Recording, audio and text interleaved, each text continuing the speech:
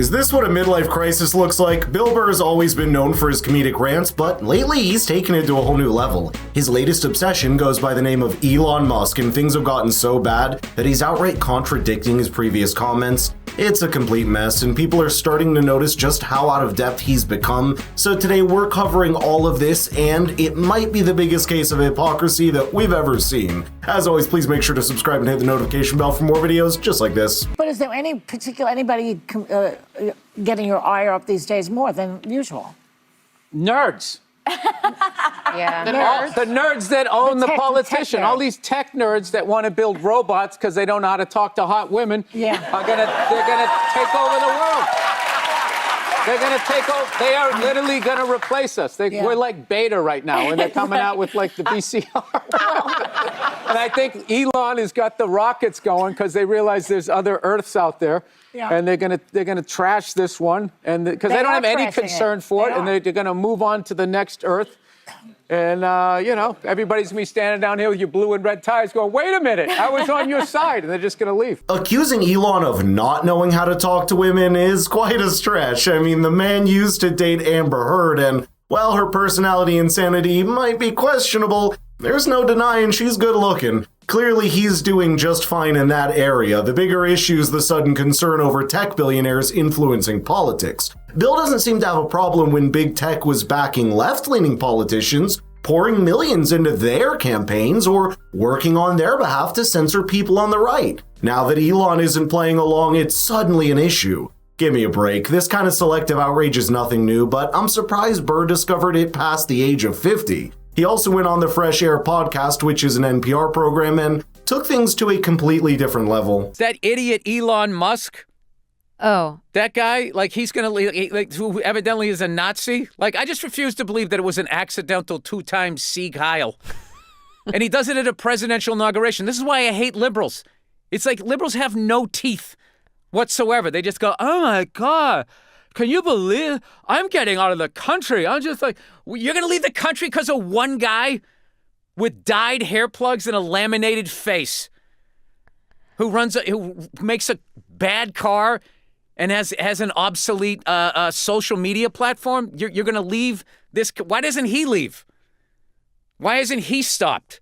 What are we so afraid of this guy who can't fight his way out of a wet paper bag? We're only a few minutes into our video, and this is hypocrisy number 2. He was so concerned about the environment during his appearance on The View, but suddenly Teslas are bad because politics? The salute part also has been debunked multiple times, so this is another stretch. In the full video, you can clearly hear Elon saying, "My heart goes out to you," but I guess that wouldn't fit his agenda. Even the Anti-Defamation League, which is a non-profit focused on fighting literal anti-Semitism, posted on X defending him, saying it seems that Elon Musk made an awkward gesture in a moment of enthusiasm, not a salute, but again, we appreciate that people are on edge. And let's not forget, Bill isn't some fresh-faced comedian. There are plenty of clips of him saying the complete opposite of what he's pushing now. Here's just one example to remind everyone how quickly opinions change when politics get involved. He is the reference. Anytime you want to say somebody's evil, you just say he is the next Hitler. Donald Trump, he's the next Hitler.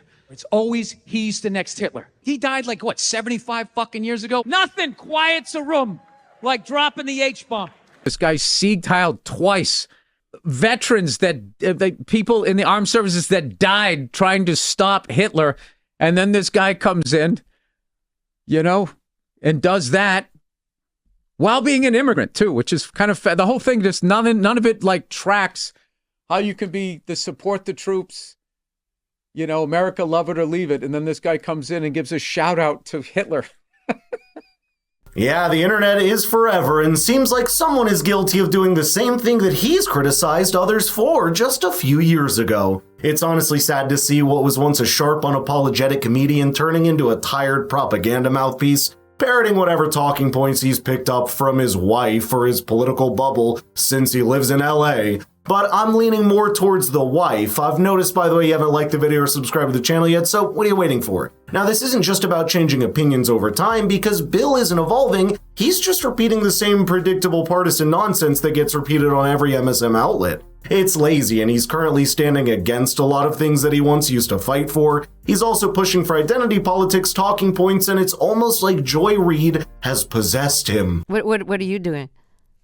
This. Okay. This. You got to speak up about it. You don't just go like, oh my God, what? Like, listen, first of all, it's like, I'm a stand-up comedian. It's not my friggin' job. I'm talking about like Democratic politicians.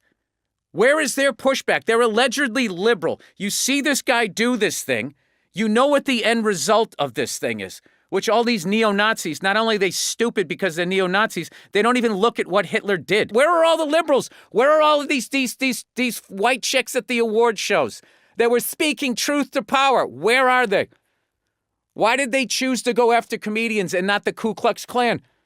How come they never got canceled? All right, so let me get this straight. It's not only Elon, it's like the entire right for him are a bunch of extremists. If you didn't know, Bill's making these appearances to promote his upcoming comedy special on Hulu, in addition to his Broadway debut. So he's definitely been successful in generating a lot of buzz, but calling everyone on the right radicals, then going after every white woman, well, that's a significant portion of the country that he's alienating. Sure, controversy sells, but there's a difference between stirring the pot and then dumping the whole thing over. If you thought what he said so far was ridiculous, well, wait till you hear his opinion on how he'd get things to calm down. If I was running shit, I would shut down CNN, Fox News, and you would no longer be able to comment on stuff on the internet. And then I would just leave it at that and let bring it down to a simmer.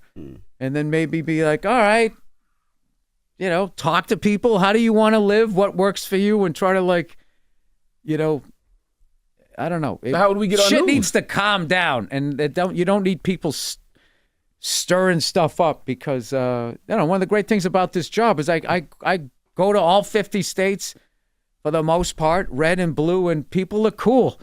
But you watch these leaders and they're like, oh my God, this is happening, that's happening. They just got everybody all scared. So I don't know. A comedian turning against free speech is like a chef deciding food doesn't really matter. It's not just ironic, it's the ultimate proof that they've become a tool for the very institutions they once mocked. When someone who has built their career on edgy, provocative humor starts echoing such talking points and demonizing other people, giving their opinions, well, it's clear that they're not the rebellious voice that they once pretended to be.